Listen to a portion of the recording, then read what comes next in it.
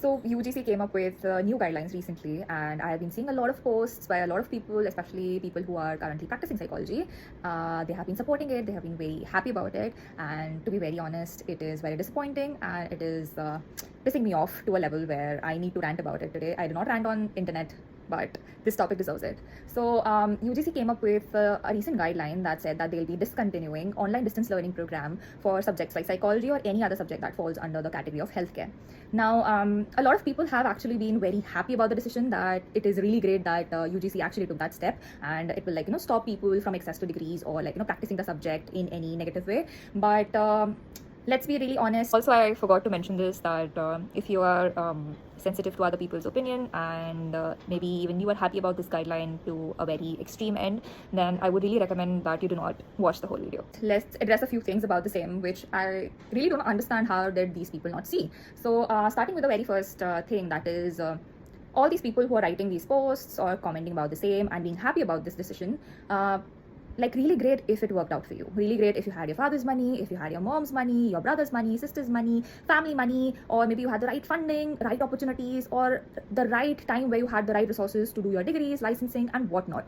But what about the people who have none of it? What about the people who do not have the financial stability to actually support this? What about the people who actually have to feed their family but are also really good students or are very capable of really practicing the subject better than the people who are currently enrolled in the courses or have, for that matter, graduated? So what about these people? So does that mean that these people will not get the opportunity to actually practice the subject, or they won't have the access to the subject, or they'll be cut out? So I think this guideline is good. I'm not supporting that online distance learning programs were actually helping these people, because if we look after all the government bodies who are offering these courses, they did not really fall under a few acts that would allow the learner or the student to actually practice as a psychologist or a counselor. And I'm not talking about the institutes who are really being a little tricky with their guidelines and doing the wrongs in this field, but I'm talking about the registered government bodies that were actually released for these courses or programs or degrees, whatever you call it. So I mean, that exception was already there, but more than that, discontinuing the program would actually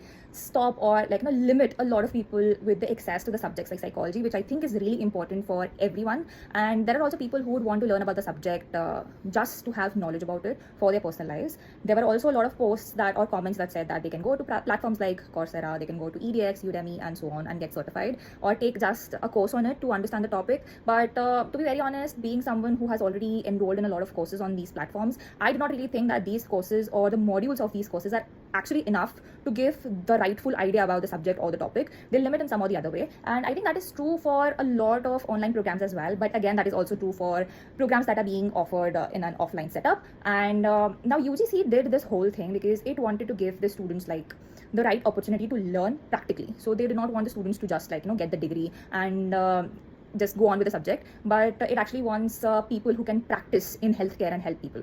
But I think the major lack here is, are these offline institutes really capable of giving the right practical knowledge? So knowing a lot of people, talking to a lot of people, also being around a lot of universities, I have understood one thing, that the entire teaching that is happening, especially for master's courses, they are limited to four walls of a classroom. They're limited to chalk and board. They're limited to YouTube videos being shown in class. They're limited to the four walls of lab where you just do an experiment or perform a certain set of battery, and that's it. But the real question is that enough? And then it also comes back to the people who have to constantly work to afford a lifestyle or even live or support their family. The timings are very strict with these institutes. You have to stick to 9 to 5 or 9 to 6 or 10 to 6, whatever the times would be, you have to stick to that. And people who have to work would have to work in similar hours. Let's say that they take up a night shift job. Even then, it will not be enough because they'll have to rush back or rush to the workplace. And so I have actually analyzed a lot of scenarios, but working a full-time job and a full-time program does not really set well. And working part-time in India does not really pay anything, and it will not be enough for the student to either survive or support their family. Now you would say that they can always go for loans, they can always go for scholarships, but majority of the loans and scholarships only cover their academic fees. But we also have to understand that there are a lot of other fees and expenses that come along with it. So let's say that the student has to maybe travel to some other city or state for their degree. So there are a lot of universities with limited vacancy for their hostels, and you cannot claim a loan money or scholarship money if you're staying outside the campus, even if you're staying at some other hostel. So it becomes a tricky part for the student, because they'll only be able to claim the money for their academic tuition fees, and they'll not be getting any money for their stay or their residence. And now, to be really honest, you end up spending more on your residence than you do on your tuition fees for majority of the universities in India, apart from a few universities that charge a lot. And let's say that the student is opting for like the least amount of tuition fees of a university or a college, but let's say they come from a village where no college is there, so of course they'll have to relocate. And we are like we have to at least expect that student to have a normal livelihood. We cannot just expect that student to just work full time, have a full time degree, and not even live at a decent place. So they'll have to feed themselves, they'll have to feed their family, and a lot more issues could be there for people's life. As I mentioned, it's good that it's working out for you. Maybe you're in a full time program right now, but again, there are a lot of people who are not as lucky as a lot of people are currently, and they have to give up a lot on the things that they have been doing. So coming to the main point, that I'm not just talking about the opportunities that or only online distance learning programs are good, but one of the major points that I wanted to address was, are we ready to be actually flexible with our degrees? Are we actually ready to bring in that right change?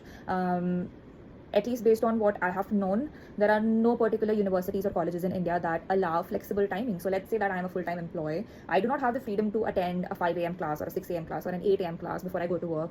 And then maybe after work, I can drop by college, continue with my sessions so that I can complete my hours for a particular course of the program. And I would also be working full time, so I would not have to compromise on the work that I'm doing, and I will also have the opportunity to actually attend the class, connect with the faculty, connect with my peers who would be attending the class with me. Or if not, it's fine, I'll be just happy with what the faculty is teaching, and I'll be actually able to have a conversation with the faculty. So are we really ready to have that flexibility? Are we ready to give the right resources to people to actually have access to the rightful knowledge?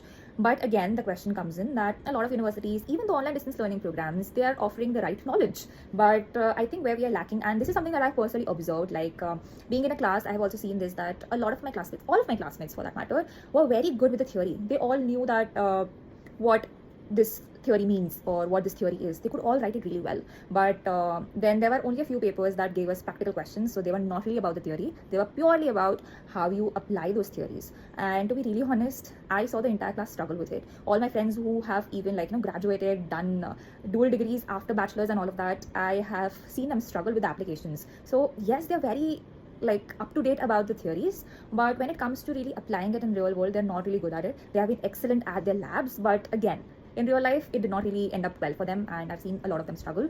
And talking about the therapists or the counselors that we have currently, personally, I have been to quite a lot of them because I could not find anyone much suitable to the challenges that I was facing.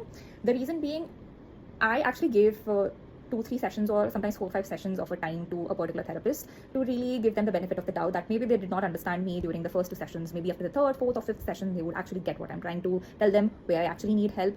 But till date, I have not been able to find a very perfect counselor for myself because they were always very rigid with their approaches, and there was very less adaptability when it came to our interactions. And somewhere I also felt that they were not able to really understand what I was telling them, and they were pretty much sticking to a particular framework which would not work for everyone. That is the part of being a therapist, that you understand what your client or your patient is in need of, and you use that particular framework for them instead of sticking to one particular framework for everyone. So that identification or analysis part was very weak for majority of them. Yes, a few were good, but majority of them struggled. And initially I thought that maybe it is me that is facing this issue, but then I came across so many people who have been changing their therapists so frequently because they felt the same, and there was absolutely no understanding of what they were trying to tell them. So these are the people who went to offline universities, and some of them actually went to really good ones. Some of them actually went to a few good foreign universities as well. So I have talked to counselors who are from India or have studied from abroad, but this issue was persistent with majority of them. So if you're sticking to offline programs or in-person classes, I do not see a difference. I do not see how discontinuing online learning programs or distance learning programs and just sticking to offline programs will actually make any difference, because technically there is no growth with offline programs as well, because you have to, number one, stick to the attendance, which is fair to keep the motivation going, to have the students actually pay attention to what the faculties are saying. But again, out of 25 faculties that would be teaching the course, hardly one is good. Hardly one would actually be good at teaching. I'm not saying the faculties are not knowledgeable. They're full of knowledge, they know everything, and they're wonderful with it. But again, someone who knows everything will not guarantee that they'll also be a good teacher. And we are somewhere in the whole system not able to identify this, because 1 out of 25 is a huge difference, because having only one good teacher which could be for only one subject, not even for multiple subjects, will actually put you in a place where you'll have to do a lot of self-study, you'll have to learn by yourself. And this is something that is said in a lot of institutes, that we are not going to teach you. You're supposed to study by yourself. You have the books, you have to read, and you have to come to the class. We'll not teach you because you're a master's student. Now, if we are going to do this at the end, why are we actually discontinuing the online distance learning program, where I'll have the opportunity, or the student will have the opportunity to actually read when they want to, instead of being forced to sit in a class for, let's say, 6 hours or 8 hours, and then now after being tired for that much time, they'll go back and now they have to also sit and read. Instead of that, don't you think it would be better if the student had the opportunity to sit at their home or at their room and actually study what they like? Because psychology, and for majority of the subjects, I do not think that people just take up the degrees or any program for that matter just to pass their time. Everyone is really dedicated, but forcing them to sit and then exhausting them with that whole process of doing nothing and then giving them time to read, I don't think that is doing any good. And also, again, we are sitting in four walls. There is no exposure. There is no way you can know what is happening in the real world. And even if you take them to the lab, make them perform the batteries, experiments, and all of that, it's in a lab. You're doing it with your classmate. You're doing it with your teacher. You're doing it with some random person in the university or the college. But that does not work in real life. Like, every patient would be different. Everyone would be having a very different need. Everyone will have very different problems. Even with the same type of disorders or problems, everyone will be different. And there is only one way of knowing it, is by actually being around a set where this is being practiced. Again, a lot of universities have mandatory internships, but again, people are working at NGOs. They want their students to work at NGOs, like for the first year maybe, and then maybe during the second year they're supposed to do internships. So this goes on in majority of the universities and colleges. And even working at an NGO is considered to be an internship at times. I mean, working at an NGO where you are serving food to people with dementia, or you are just like, making people do some coloring exercises, or you're doing some clay workshops with people, I don't think that makes the cut. I don't think that does any practical or like any kind of benefit to the student, because I'm very sure there is a degree that is called bachelor's or master's in social work, and I think we should leave this part for those people because they're actually studying for it. It would actually be really helpful for students if they are given the right institutes by the university. Now they're paying a good amount of fee, and they're sitting in the class doing nothing, or just reading through the books, or watching YouTube videos, or having discussions. Discussions is very good. There should be time for that as well, because you will learn a lot from your peers, you learn a lot from your faculties when you discuss things. But again, there has to be enough opportunity for the student to connect with the faculty, the other students that are there with them, their peers. So majority of the universities also say this, that we'll not be offering any institute to you. You have to go and find one. Whatever you find, you're supposed to go with it, complete it during this period, and then give us the certificate. A lot of students just pay for it and get the certificate signed. They do not do any work. They just have the certificate which they paid for. A lot of students end up not getting a good place because or they end up going to a random preschool or a random NGO, and that is because maybe the whole city or all the colleges that are there in the city, all the students of those colleges and universities are looking for the same thing. So they get very less opportunities, and always time is of the essence, and they end up not getting the right opportunity to learn practically. So why don't these institutes, who actually charge a lot for their degrees, have some MOUs or tie-ups with institutes where they can actually learn about the subject, especially psychology, where they can see when the patients come in, what kind of issues do they come with, what kind of disorders, and how are these disorders actually seen in patients. How about the universities actually give that base? And I'm not talking about having a list of 10 such institutes in a class of 300, but having almost around 15 to 20 such institutes for a batch of 45 students should do, because here everyone will get to go in smaller groups and they'll get to learn a lot. And having more such approaches where, like, students just go to such institutes and they sit there. So no need to like sit 9 to 5 in the classroom. Let them go, let them be at these institutes the whole time, instead of just sending them away for a semester. Let this be a practice from the very first semester.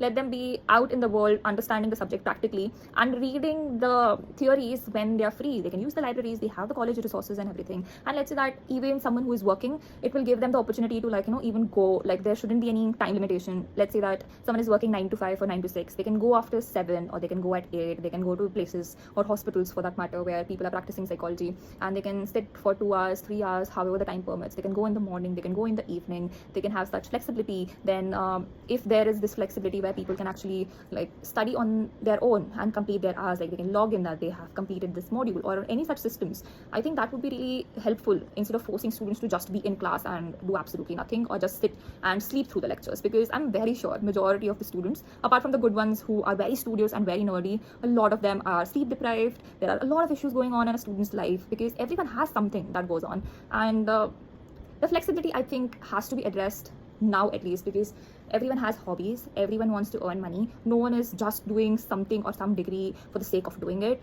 Everyone has invested their efforts because they want to build a career, and to build a career they'll need money or ROIs that they have invested in a degree for.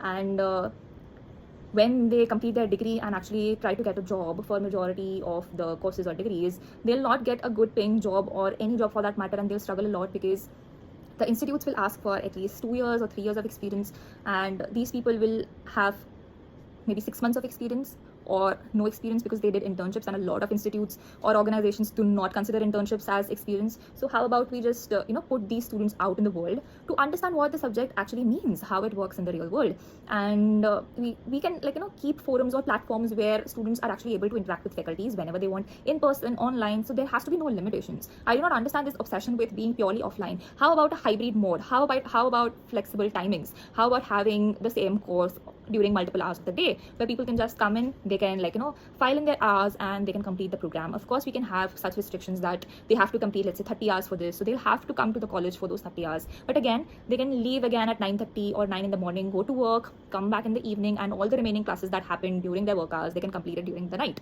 or evening for that matter. So how about we offer such flexibility? We'll also be able to employ more faculties. We'll also have the opportunity where we'll let the students select what faculty do they want to study from, because if they get to select their hours, for every hours there should be a different faculty, because none of them should work more than a given time of 6 hours or 8 hours for that matter. So we can have faculties in different shifts, and they can always decide that are they connecting better with the faculty that teaches in the morning, or are they connecting better with the faculty that teaches in the evening.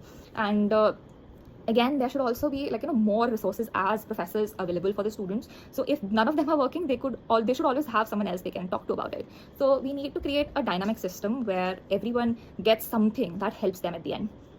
I also came across a few posts or comments about this, that they were really mad about people who are medical influencers or people who take these online distance learning programs and then become those medical influencers or coaches for that matter.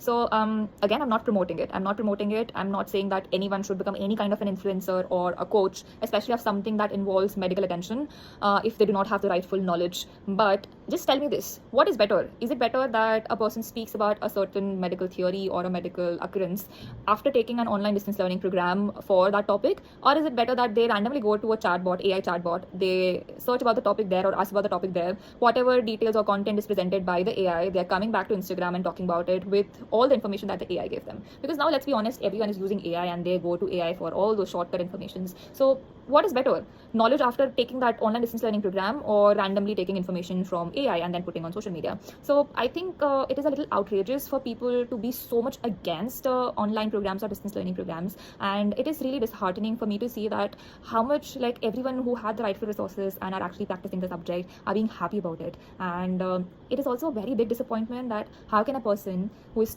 a student of psychology or a practitioner of psychology not being open to ideas and being very stubborn with their opinions and actually being euphorically happy, I know it means the same, but happy about the same on social media, and also talk about these things without understanding the different perspectives of what they're saying. So again, I do not mean to spread hate, and I'm not calling out anyone.